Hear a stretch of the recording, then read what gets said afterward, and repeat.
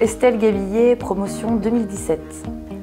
Alors, j'ai commencé comme juriste à former mes opérationnels à l'éthique et la compliance en 2015, avant la loi Sapin 2, qui a créé notre métier d'éthique officer.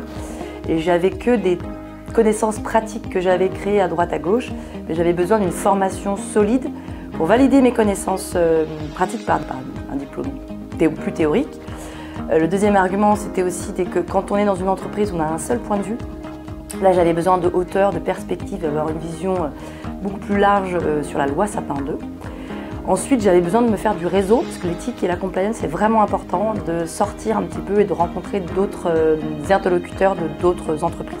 Et enfin, dernier argument, comme le prévoit d'ailleurs l'Agence française anticorruption, pour prétendre être éthique officer, il faut avoir été formé comme éthique officer et avoir un diplôme est un atout indiscutable. La formation a parfaitement répondu à mes attentes. J'ai été diplômée déjà.